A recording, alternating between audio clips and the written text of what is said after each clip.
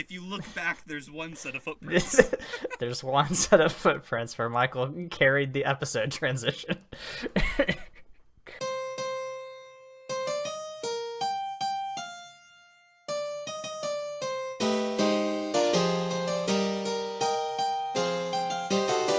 Welcome to Bible Boys, a podcast where two ex-evangelical siblings and an ex-Catholic non-sibling watch Christian media and either praise or condemn it. I'm Aaron. I'm Josh. I'm Michael. This week, we welcome you to a world where everything's fine as we discuss The Good Place. Before we serve you the audio equivalent of Peeps and M&M chili, please be sure to rate and review us on Apple Podcasts, like and comment on our video, and follow us on Twitter at The Bible Boys. Podcast what I would describe as about as good as frozen yogurt. A little disappointing. Rude. No, we are the podcast equivalent of Cincinnati. It's for all of you that are too bad for the good place, but too good for the bad place. Welcome, fellow Mindy St. Clairs, because that brings me to my opening question to the boys. So Noelle Stevenson posed a question. I think everyone is a mixture of two Good Place characters. Who are you two? This is very easy for me. It is, of course, Tahani and Chidi Anagonye, because I am a snob and I consider myself an intellectual, so those are related. I'm just dropping a little alignment chart in the chat for all of us cockroaches. Obviously, I would be a Chidi Jason combo there because I am anxious and dumb. So I think I've changed a little since I watched the series, because I originally watched it and thought for sure I was Tahani Eleanor, but now I am convinced I am Eleanor Janet, because I am a certified garbage person in the way of Eleanor that like stumbles into doing the right thing in spite of myself, and I am like a helpful know-it-all like Janet. I think these are all pretty accurate assessments of our character. Yeah, so if you want to know who we are, that really explains it. Not a lot of Ted Danson energy in this podcast, and I've been saying this for years. We need, if you know a 50-something who wants, actually, how old is Ted Danson? He's probably way older than that, actually. I think he's 70s. Yeah, that makes sense. He looked great, though. He did great in The Good Place. He still looks great. Anyway, if you're a silver fox who wants 74. to come onto our podcast to let us know. He's 74? Yeah. Man, that's older than I feel comfortable saying he's very hot. Anyway. I also have to put it out there. If you have Derek or Mindy St. Clair energy, come on the pod. You seem like my kind of person. You can take my place because I don't want to talk to you. So, here's the thing. We're going to talk about The Good Place. We're going to spoil it. We've never not spoiled an episode, but, like, you know, the fun, the twists that come in this show are kind of part of the fun of it. So, like, you know, just be warned. We are going to talk about all the twists. But if you haven't... Snape killed Dumbledore.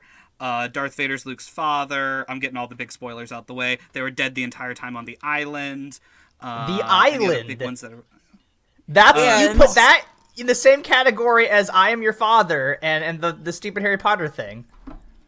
I'm trying to think of twists. I mean, I have one for you.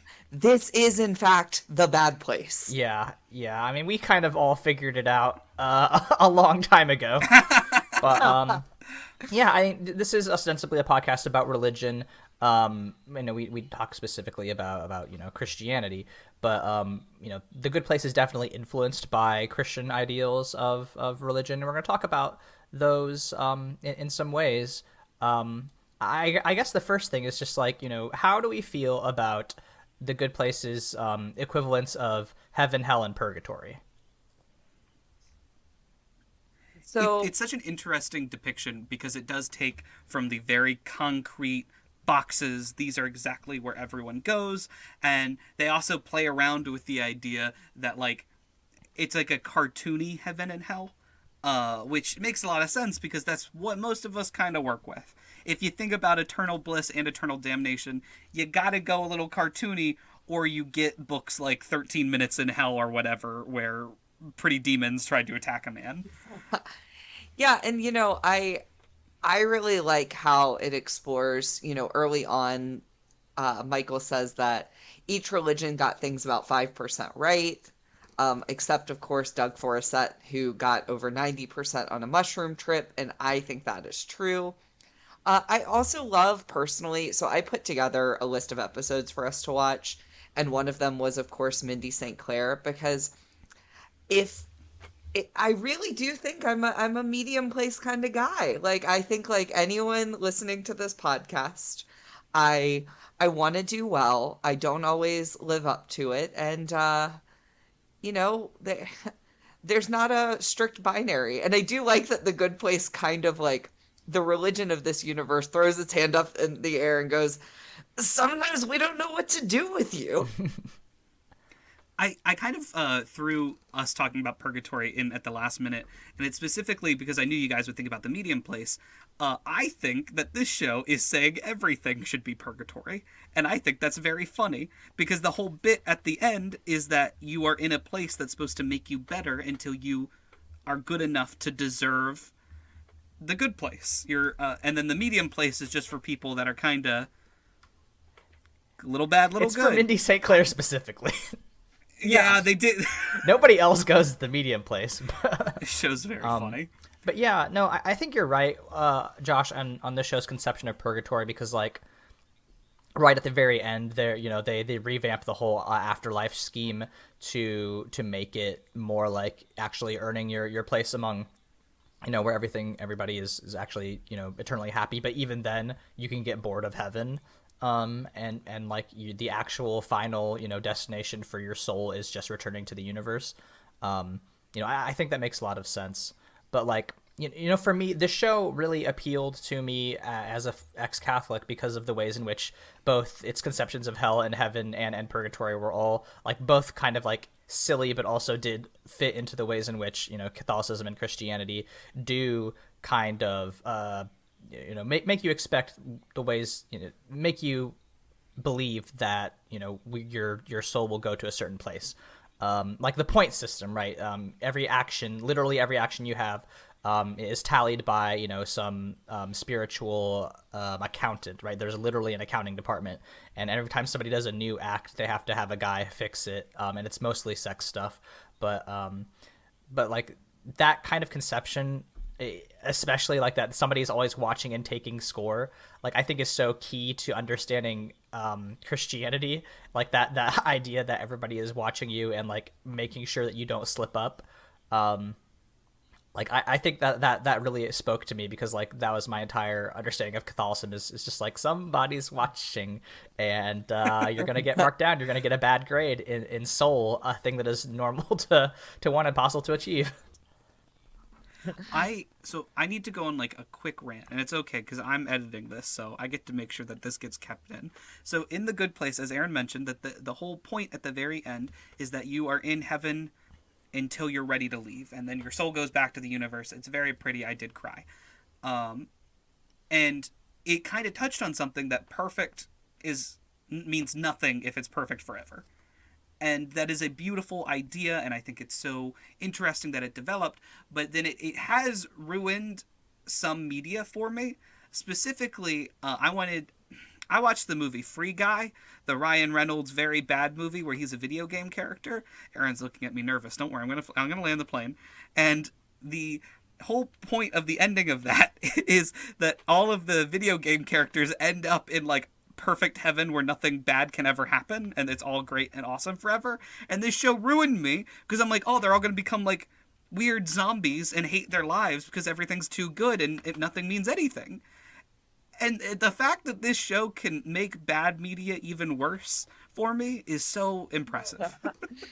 Yeah, I do think that that's the some of the magic of The Good Place. I also, not to be like earnest here, but The Good Place legitimately makes me want to be a better person. And I love the question, like, what do we owe each other? I love the whole concept of the show, if you haven't seen it and you're still listening, which is just purely wild to me. It it is simply like if you dropped the three of us and two other people in the afterlife, even if you were torturing us to try to make us torture each other, we could accidentally make each other better people. And I kind of believe that. I think that like human beings are really capable of very large changes and evolutions, and I don't know, I think it's just like a really beautiful concept that's buried very, very deftly underneath bullshit jokes. And I don't know, it's just like it really threads this needle of this moral philosophy of what we owe each other and all sorts of other concepts with like legitimately funny laugh out loud comedy. I was watching I was watching Janet's in the gym today, and I had to stop it because I was laughing. And The cactus bit will never not get me.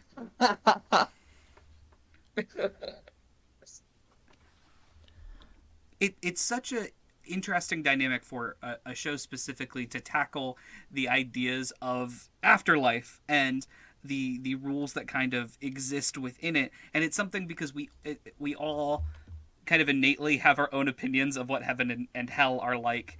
And the show is kind of a play on that the dumb French play where it's like, oh, people are the real hell. I can't remember the name of it, and I don't. Oh, it doesn't matter.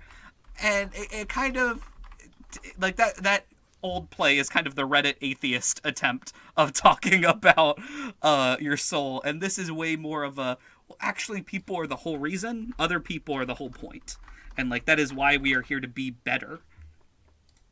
And I love that. It's such a positive take on a very sad idea. Were you able to find the play, I'm Aaron? Googling so hard because I looked this up. I looked this up when I was watching the show because I was like, I know we have to talk about this fucking play. And I've forgotten about it, and I can't believe it. I'll bring it back up. I just googled dumb French play. I haven't found anything yet. I'm gonna find it, but like, yeah. One of the things that No Exit, thank God, okay, is the name of the play, which is basically, you know, the concept in that play is like the four people are, you know, in a similar situation, and they are, you know, their whole point is like they are actually in hell because they are torturing each other, because they all hate each other. And I think that play is very interesting because like the big thing in the middle is that like, you know, a door appears and like they can escape if they want, but they choose to keep torturing each other. Hence the, you know, the idea that hell is other people, right? Is because they would rather torture each other than escape hell. But like the good place takes that and turns it on its head. It's like, no, help is other people, which is literally the name of one of the episodes. But like, you know, right, like that concept that you cannot get better alone, you cannot get better in isolation. There are some actions that are just you cannot mitigate all the, you know, wrong you do in life because there's no what's the fucking socialist thing? There's no ethical consumption under capitalism. Right, that's like a whole plot point in season 3. And it has a really good, you know, exploration of like the difference between intention and outcome. I was so shocked that was actually a development that the show went with because it is such a bold thing to say, like for a show it came out in like what 2016 and then ran until like 2020. yeah. For it to just look in the camera in the eye and go, "There's no ethical consumption," I'm like, "Holy shit!" I mean, that's yeah. Yeah. They I mathed it out and I was like, yeah, so nobody has actually gotten to the good place since like 1942 or 1492, something like that. Because like that's around the time that just like the world became so interconnected that like every action you took like would, because of the ways in which products are developed and are exploited, and every action we take like kind of does hurt somebody else. Like that system of like every point, you know, can hurt somebody. Like that's why nobody can get into heaven, because just we live in a world that's too connected at this point. I want to just take a second to kind of explain the point system slightly. Aaron touched on it before that like someone's always watching and keeping track, and each action has a different worth, good or bad, and it's not just whether or not you come out on the positive end, you go to the good place, and negative end, you go to the bad place. You have to get like an extraordinary amount to get to the good Yeah, place. as Because a former nurse, the idea that Florence Nightingale did not make it is very funny. there's a lot of people where I'm like, they didn't. Oh, okay. But also a lot of people that you're like, ha ha ha, like Ronald Reagan is canonically in hell. The idea of the past like 50 popes, And also all American presidents. every Except American Abe president, Lincoln. Except Abe Lincoln, yeah. almost every American. Oh, no, actually every American. So Every American, yeah. Uh, it's The- really something. And I want to take this moment to kind of talk about something the show really highlights, and that's the absurdity of concrete rules. And if you make a system where like it is this strict, it gets goofy. And at one point, Ted Danson's character Michael, who is a demon, who is eventually like is like, oh no, I like people, I want to help them, and he looks into what happens now. Like, let's say 500 years ago, if you bought your mother flowers for her birthday, you got points. Now, if you buy flowers for your mother for her birthday, you have most likely bought them from a corporation, and that corporation is owned by a bad person who uses that money to do bad things. Therefore, the action of you buying those flowers is a bad action. It's impossible to, like, sort through that system. And this kind of goes on further when they talk to the judge, who's kind of like the universe's god. I would say the judge is God. Judge is God. And she goes to Earth to kind of experience it, and she's like, wow, yeah, that's complicated and bad and really difficult. The world is too complicated for our simple rules. I will now destroy the universe. Which is actually eco-terrorism? But it's also literally biblical. Like, God did that with Noah. He was like, this is too much. Too much. Yeah, I don't... You are putting your dicks in things I did not intend you to, and I'm not, like, rocks and robots and Game Boys. I'm just imagining Maya Rudolph coming to Noah being like, hey man, humanity kind of fucked. We gotta reset. You should build a boat though. It is gonna rain. You don't know what rain is. You're gonna find out very soon. And it gets really insane with it. And another one that's interesting, it's a conversation we've had on this podcast a lot, where there are some people that are good because they believe that if they aren't good, they'll be punished and go to hell. So if you find out about the point system, which the main characters do at one point, because they're brought back to life, it's complicated. Watch the show. But because they find out about the point system, they are now no longer eligible to earn points, and therefore everything they do is seen in the light of not to be good, but to get to heaven. And watching that, I'm like, yeah, that is a common thing. Like, I literally was told in a sermon from a pastor, the reason I am a Christian is so I don't go to hell for all of eternity. I'm like, that's not of the reasons to be one, that's not a terrible one, but geez, I don't want to think about it like that. Right, and I actually think that's an excellent segue into kind of like the morality and intentions versus outcomes. So all of our characters kind of exist on this axis. Like, no one has good intentions, good outcomes. I don't think you can look at any of the main characters and be like, you have both good intentions and good outcomes, except maybe Janet, which is very funny to me. But like, so I would say Chidi has maybe the best of intentions, but terrible outcomes because he's paralyzed by indecision. Whereas Tahani's on the opposite end of that spectrum where her intentions are bad. She is like, I am doing good things for myself. And she's a great example of that, where she did the most good on Earth of our main characters, but did it all for the wrong reasons, so never got points. And I really like this examination of intention versus outcome, because it also is interesting to watch probably the character with bad intentions, bad outcomes, Eleanor, being the one develop both the best intentions and the best outcomes, right? Like on the episode of The Judge, she's the only one that passes her test, in which basically they all are like good place, bad place. This is like testing what you've learned. Eleanor's the only one who passes, but then lies to her friends and says, "Oh, yeah, I forked it up. I did bad. Don't worry, we all failed." Even though the three of them failed, and Eleanor could have very easily been like, "Okay, fork you, I'm going to the good place." And then, of course, Jason, which is no intentions, bad outcomes. Yeah. And I love his Molotov cocktail quote. Whenever I've thrown a Molotov cocktail at a problem, I've created a different problem. Jason's the best fucking character. I have to share this. At one point, randomly at dinner, Michael just looked up to my, to my dad and said, "Crazy about Bortles, huh?"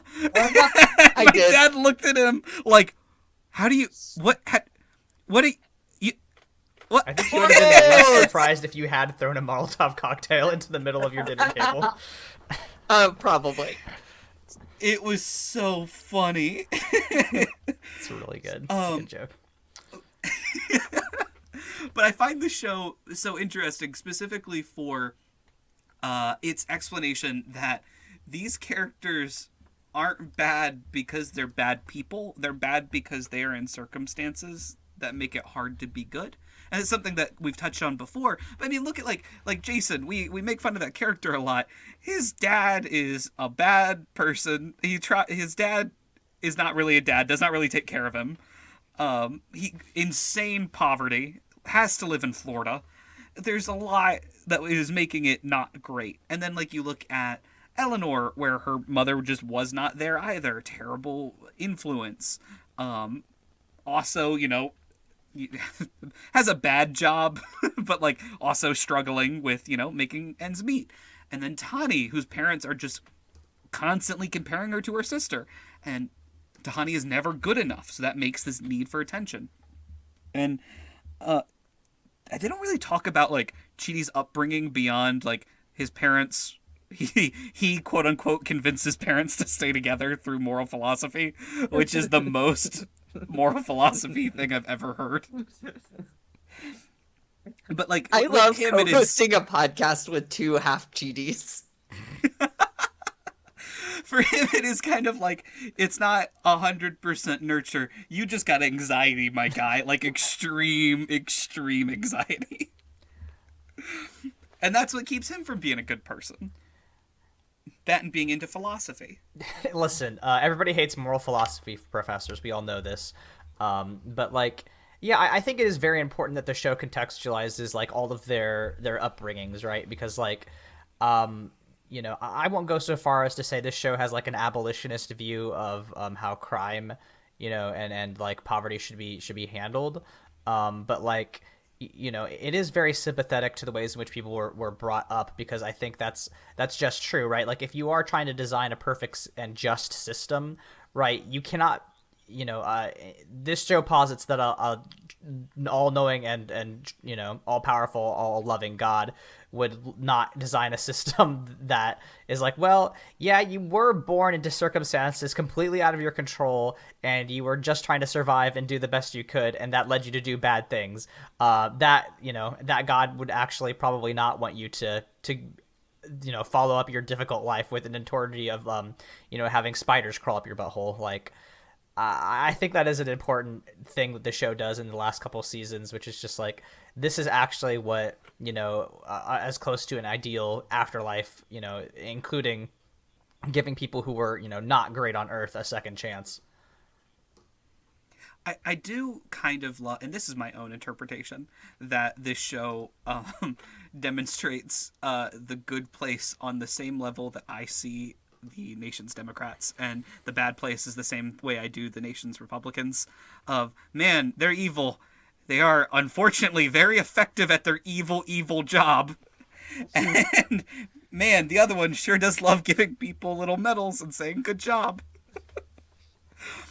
Let's have a But less committee on. to talk about that and smile and be happy. And, it might take 47 years, but we're doing the right thing.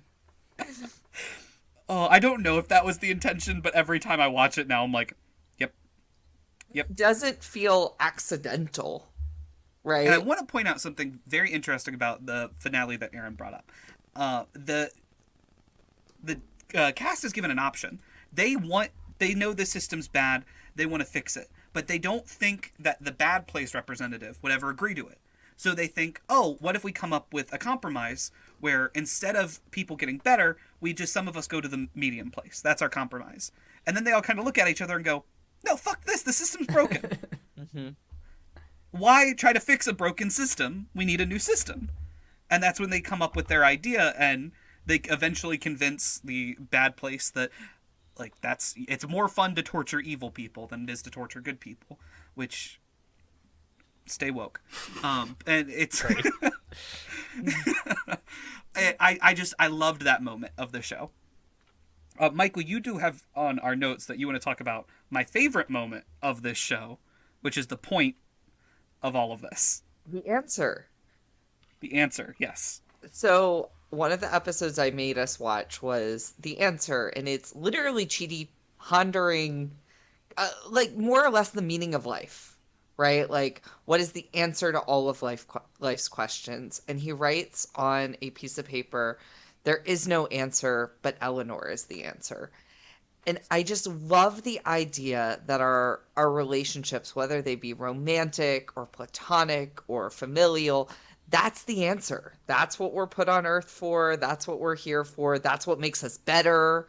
That's what makes us want to be better. That's literally defines us, right? Like, in a kind of a meta way, if you think about our characters, what made Eleanor such a like Arizona trash bag, as she described herself?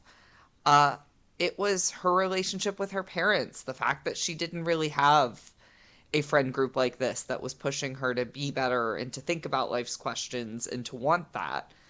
And then with Chidi, right, like this is someone paralyzed by indecision, but felt so secure in saying, but Eleanor is the answer, that this idea that love can make you. And I actually think the show does a good job of, even though this is in romantic context, I don't get the feeling that that's like the end all be all necessary for our characters, right? Like each one of these characters kind of has their own answer, but they're all to do with kind of these relational situations.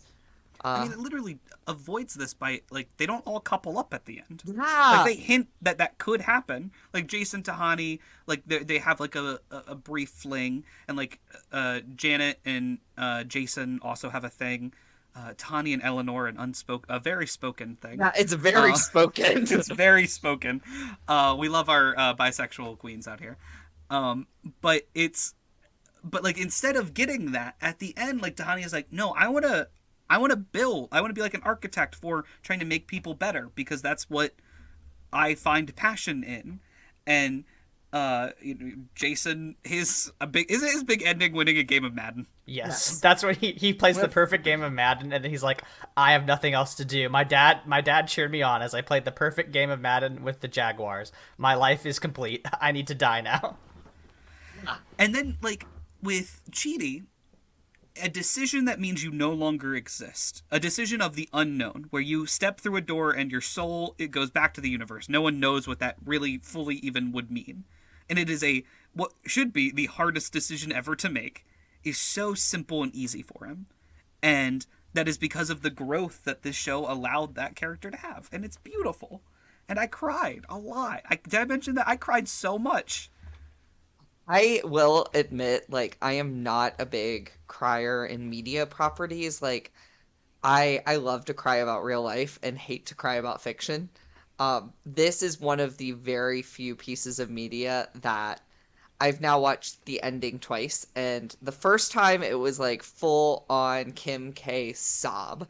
And then today when I watched it, I was like tearing up again. I knew where we were going, and like I didn't rewatch every single episode. I came pretty close, but I don't know. There's just something so beautiful. And it's interesting because mine isn't with Chidi, but it's with Eleanor. When Eleanor walks through, that's what gets me. Because Aaron, if you, oh, go ahead. there's just something like very tranquil about, Eleanor deciding like, "Hey, I've kind of done it." Aaron, if you tell me you didn't cry, I'm gonna drive over there because I would not believe you. Of course I cried. Well, I'm well established as being like the one who cries the most on this podcast, I think. You've cried during other I've cried media through that does much not make worse, sense. much more morally objectionable media. No, yeah, like of course I cried. I got very emotional. I think Eleanor and Chidi's relationship is maybe my favorite fictional romance that I can recall. But yeah, no, I mean it's a great show, and I think it's important to talk about the ways that the show does allow their characters arcs. Josh, you brought up how like this is like kind of like a sitcom, right? We have the like Eleanor is the everyman and Cheetah's like kind of the nerd. Tahani is the rich snob and Jason's the lovable goofball. But like they do also evolve and change, which is I think a very difficult thing to pull off when they also use the mechanic of mind wiping them. Hmm.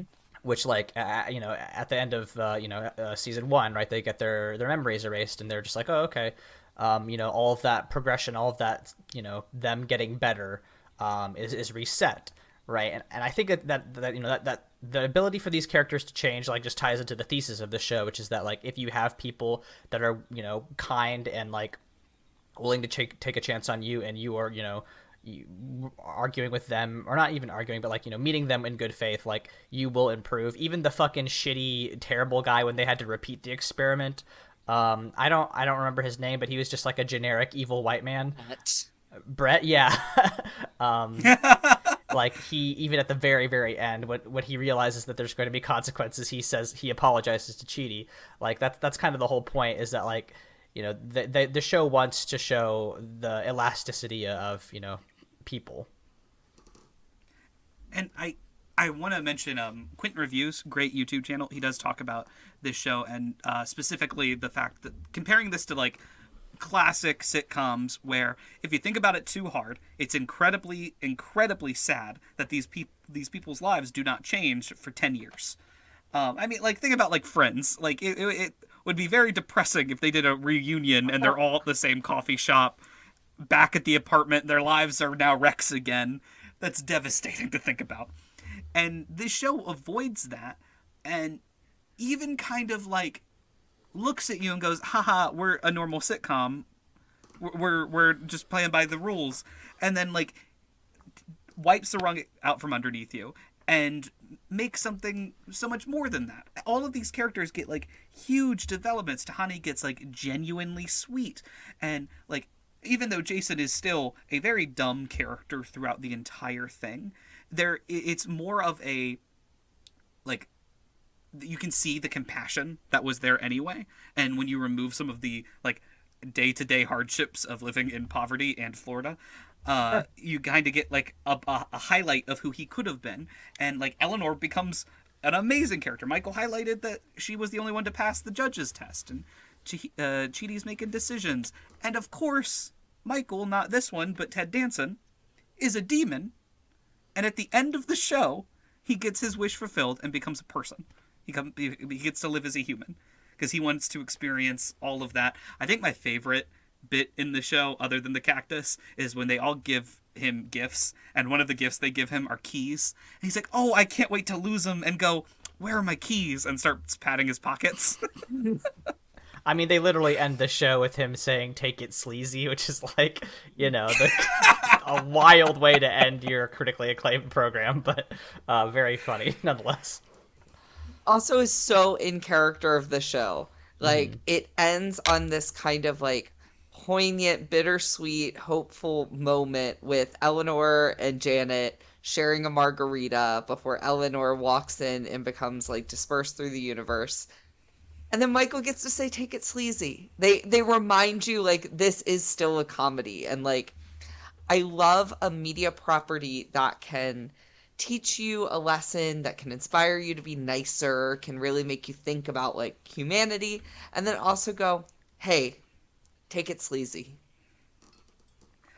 I do want to just touch on like the one last big thing at that finale that really gets me and that like I think about a lot is that when Eleanor is dispersed, she's turned into like golden dust. Keep the golden compass series away from us, and like a piece of that like gold floats down and like touches a guy, and then he like brings keys back, or what, he brings something Mail. back. It's a piece of mail. Yeah. To Michael's character, and the idea of like your good actions cause more good actions, and like that domino effect cannot be removed, and that is that. I was like, yeah, yay! That's just, I'm so happy. Wave returns to the ocean, baby. Love that quote. Makes me very sad. But that, I think, are all of the big points that I have. We're only at 36 minutes. What else we got? I mean, like, I don't think this needs to be a super duper long episode. I do have to talk for a minute about the brilliance that is the episode Janet's. Yes, It's a very good episode. Darcy is the best actress in this series and literally acts along Ted Danson. Like, that is remarkable to me because Darcy plays, at one point, is playing Eleanor Janet, playing Jason Janet, talking to Chidi Janet. Yeah. And it is remarkable how she gets their energy, their postures. Like, Eleanor always has her arm crossed and is sitting in the chair like a bisexual. Tahani is, like, sitting like she's about to have an English tea. Like, they all really embody it. And I just think that was maybe one of the funniest episodes of the series because it really just shows, like, here is this super talented actress that, you know, I feel like the character of Janet could have become annoying or underutilized if either the writing or acting wasn't there, and neither was, like, ever lacking, right? Like, Janet is in, like, I think maybe the most notable non-binary character I've ever seen on my screen. And I love how well they handle that, and I actually did want to chat about that for a second. Like, I love just the very, very simple, not a robot, not a girl.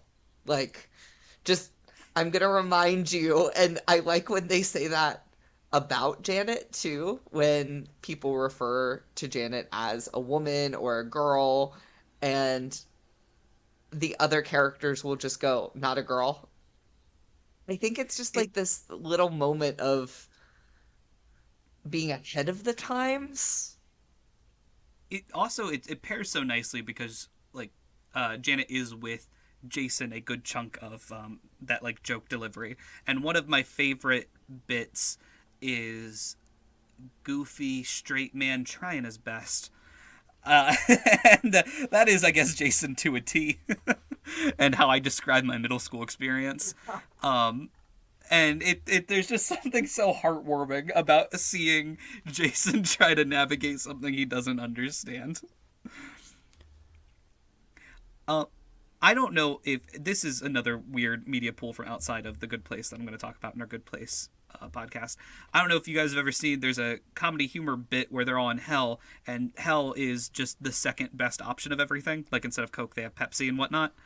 And I do love the subtle ideas of that this place is in. For example, in the first season, the first Good Place before it's set up differently again, frozen yogurt everywhere. And eventually Eleanor asked Michael, not our Michael, Ted Danson, why frozen yogurt? And he was like, because it's almost good. It's almost ice cream and tasty. But it's not bad, but it's almost good. And that is a perfect description, I think, if you're trying to convince someone they're in a good location and they're not. That makes me wonder what our three fake good places would look like. Oh, what is our frozen yogurt? Yes, and like what other people would be there to torture us by being in our fake heaven. Oh, who are? God, that's funny because they all do have soulmates as well, and the idea is that like the Jason Tahani are set up, and Jason is pretending to be a silent Buddhist monk, and like they torture each other that way, and of course Chidi and Eleanor torture each other through philosophy and Arizona. I do think the clown house would be a good way to get to me. The clown house is great because not only is you have to pretend to like your shitty clown house, but also there's like no stairs and the doors make the clown noise every time they close. It's miserable. And it's next door to a mansion. Yes, 100%. I feel like my house would be very big and very empty, and I would constantly be getting lost in it because I don't really want a ton of space. Like, I just, especially in like a magical place like the Good Place, like, I don't need a closet.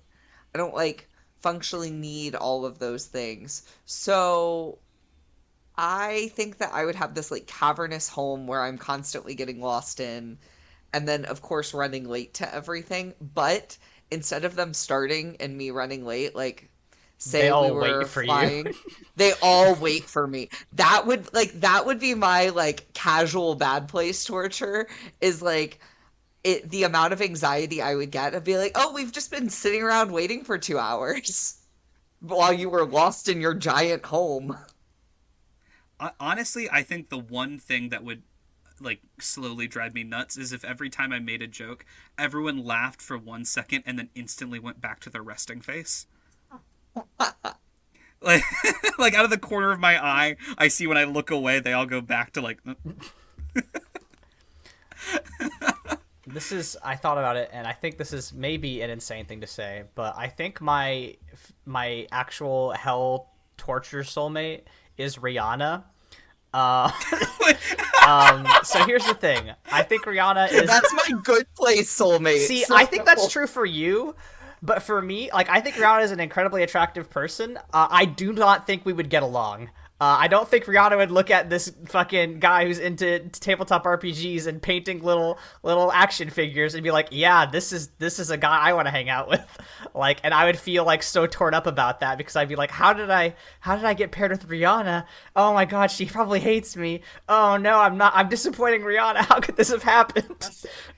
This is the equivalent. This just gives my biggest weakness is I work too hard energy. I mean, that is also my biggest weakness is that I'm such a good hard worker, and I'm like my dick is so good, and everybody wants to fuck me so bad. Like it's just exhausting. That's what my hell would be like. Is everybody's trying to fuck me constantly. That's your current life. Yeah, that's also hell is other people. I'm always saying this. I know what we're titling this podcast. Great. Aaron's Massive Hog. I'm trying to think who my bad place like fake soulmate would be, and I keep coming back to, and maybe this one's too easy, but it would have to be Ben Platt because I think he would annoy me to the point that I would out myself as such a monster. Oh my god. I mean like my bad place soulmate, I think I'd probably go with Aaron. He's got his little minis. That's not even remotely true. We would have a fucking sick time. Are you kidding me? We would. You two would have the easiest time. What do you mean? It'd be great. We would just Here's paint the minis. thing, listeners. I hate to break it, but whenever Aaron and I are not seen by other people, we have a delightful time hanging out. No, me and Josh always talk about mini painting and tabletop RPGs. It's great. And then when other people show up, it's a lot. But not on this program. Let's be real. Your bad place partner would be someone who like one-ups all of your jokes or says them all louder. I'm going to be 100% Michael. It's after I made a joke and they go, okay. And that would that would eat me up so bad.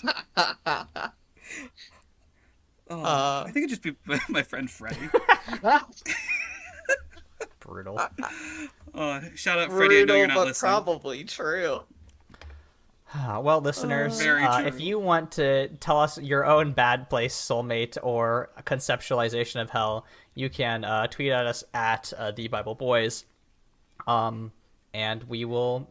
I guess I don't know if you have a funny one, we'll probably retweet it. But yeah, I don't know. I just like the show a lot. I think it's really, we wouldn't do a podcast about Christianity if we didn't like kind of love thinking about the afterlife in many ways. Um, and like I don't know, I've probably name dropped the book Golfing with God a couple times on this podcast, but like from a young age, I've always liked the reading different people's takes on heaven. And I do eventually want us to read that book because it's it is actually probably a lot of our bad places is this person's good place, which is to say eternal golf. Oh. Well, Aaron, would you like to take us away? Well, we have Josh, to. the thing we have to do is rate the good place. Yeah. I'm going to give this one frozen yogurt. I'll give this one. This is a good one. I'll give it to John Paul II. This is the 7th Pope. Oh. Yeah. Okay. I am going to give this one 1 out of 1 Po Body's Nerfect because that has entered a regular part of my vernacular and is just a good reminder. Great. Well, listeners, when we are not trying to imagine the worst possible matchups for us in our fictionalized torture zones, where can people find us on the internet? I am at Green History on Twitter. I'm at Michael's Diamonds on Twitter. I'm at AaronSXL on Twitter, where I tweet about tabletop RPGs, health policy, and writing. I do another podcast with my friend Layla that's at Mortified Pod. This week we did an episode on Disney's The Owl House, which was very fun and cute and had a lot more queer representation than I thought Disney would ever allow. So if you like that cartoon, go ahead and skedaddle all over to Mortified. But yeah, if you are disappointed that we did not talk about I don't know how to fucking transition this one. God damn it. If you, like us, are crying over the ending of The Good Place, just remember, it's okay to cry because even Jesus wept. We'll see you all next week. Thank you, Michael.